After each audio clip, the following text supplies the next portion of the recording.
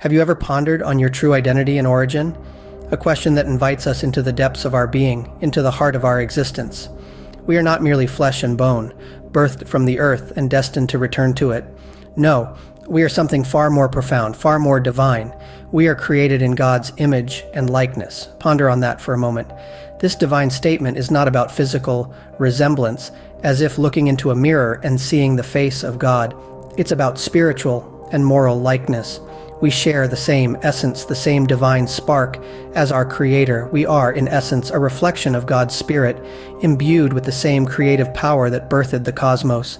God's image, His divine likeness, is not just a spiritual concept, but a moral reality. It is embedded in our very nature, in the fabric of our being. It's the source of our capacity for love, compassion, kindness, and forgiveness.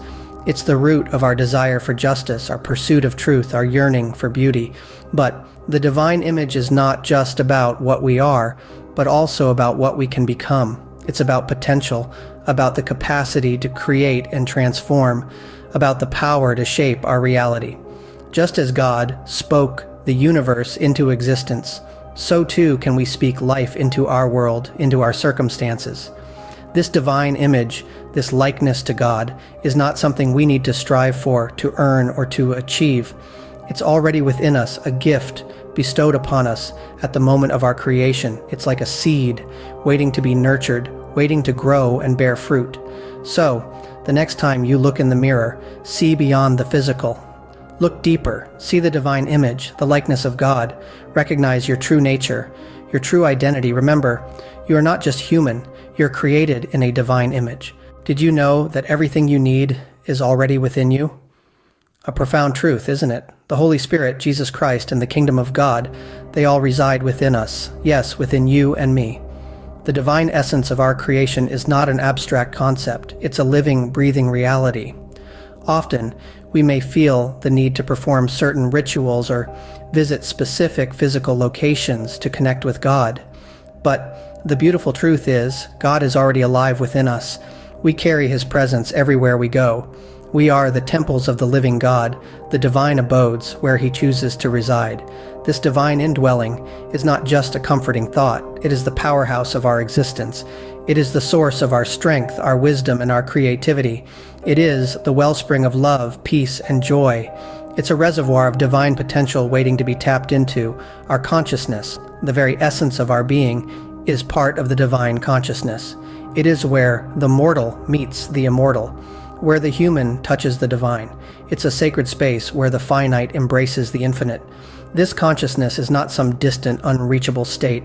It's as close as our next breath. It's the quiet whisper in our heart, the silent voice in our mind, the gentle nudge in our spirit. It's the inner compass guiding us through the maze of life. So, let's take a moment to acknowledge this divine presence within us. Let's listen to its soft whispers and heed its gentle nudges. Let's tap into this divine potential and let it transform our lives. Remember, we are not just human beings having a spiritual experience. We are spiritual beings having a human experience. We are divine beings, created in God's image, carrying His presence within us. God is not distant, He dwells in you. We are His dwelling place. We are His temples. We are the carriers of His divine presence. Let's live in this reality. Let's walk in this truth. Let's embrace our divine identity.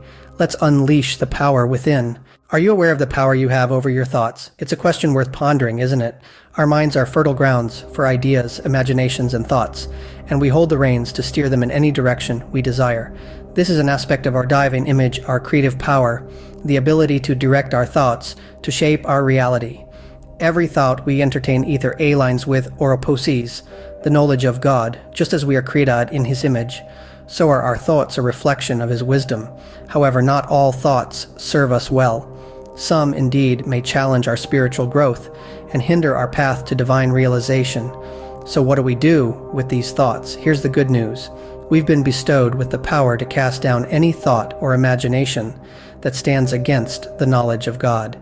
Yes, we can discard thoughts that do not serve our divine purpose. It's like weeding a garden, removing the unwanted plants so the desirable ones can flourish. So, let's make a conscious choice. Let's take control of our thoughts, nurture the ones that reflect our divine image, and discard those that don't. Let's use this extraordinary power to cultivate a mind that echoes God's wisdom, love, and peace. You have the power to choose your thoughts. Choose wisely. Have you ever thought about what John 14:2 truly means? This verse is often understood in the context of a physical place, a heavenly mansion that awaits us after our earthly journey. But what if we were to interpret this in a more profound, spiritual sense? John 14:2 reads, "In my Father's house are many mansions.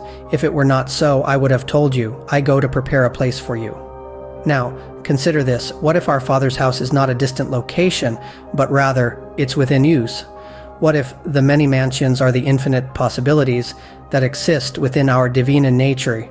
Jesus, by his life, death, and resurrection, has prepared a place for us within the divine, within God himself. This understanding invites us to see ourselves not merely as physical beings having a spiritual experience, but as spiritual beings having a human experience. We are not just flesh and blood. We are spirit. We are divine. We are the dwelling place of God. So let's embrace this truth. Let's live with the understanding that we are not alone, that God is not distant. Instead, God resides within us, in our inner sanctuary. We carry the divine in every moment, every thought, every action. You are the dwelling place of God, a temple of the divine.